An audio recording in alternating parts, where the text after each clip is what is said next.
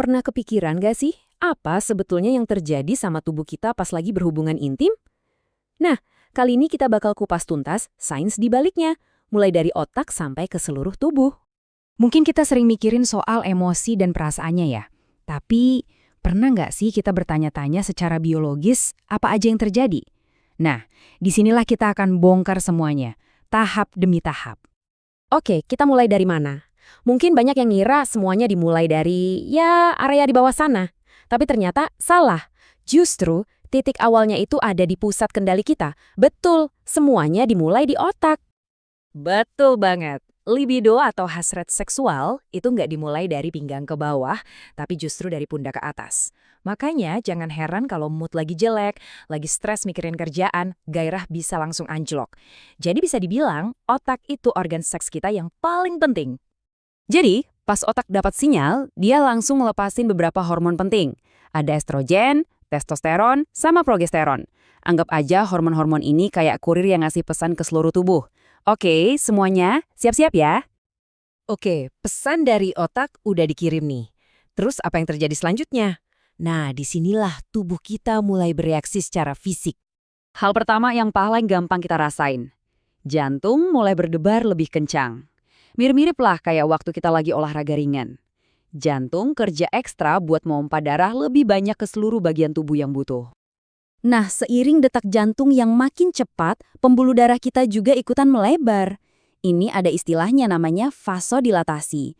Tujuannya simpel, biar darah bisa ngalir lebih lancar dan lebih banyak kemana-mana. Semacam buka jalan tol gitu buat aliran darah. Efeknya apa? Coba deh perhatiin. Kadang kulit jadi agak kemerahan kan? Nah itu dia akibatnya. Aliran darah yang deras di bawah kulit bikin kita kelihatan merona dan ngerasa sedikit lebih hangat. Khusus pada wanita, aliran darah yang meningkat ini juga punya tugas penting lain, yaitu merangsang kelenjar Bartholin. Kelenjar ini yang kemudian ngeluarin cairan pelumas alami. Ini adalah respons tubuh yang penting banget buat kenyamanan. Tentu aja, aliran darah yang deras ini paling banyak dikirim ke area genital. Kalau pada wanita, ini yang bikin labia dan klitoris membengkak. Nah, kalau pada pria, inilah mekanisme yang menyebabkan terjadinya ereksi. Nah, di gambar ini kita bisa lihat bagian-bagian mana saja yang berperan dalam respons tubuh pria. Semuanya ini bekerja sama, saling terhubung, dan seperti yang udah kita bahas tadi, semuanya dikomandoi oleh sinyal dari otak dan aliran darah. Semua persiapan tadi tuh kan tujuannya untuk membangun ketegangan, sampai akhirnya kita sampai di puncaknya. Yup, kita masuk ke fase yang paling intens, yaitu orgasme. Jadi, orgasme itu apa sih sebenarnya? Secara fisik, ini adalah serangkaian kontraksi otot yang terjadi di luar kendali kita. Dan ini nggak cuma di area panggul aja loh. Kontraksinya bisa menjalar sampai ke perut, bahkan kadang sampai ke otot betis. Kalau pada pria, orgasme ini biasanya barengan sama ejakulasi. Prosesnya cepet banget, ada 2 tahap.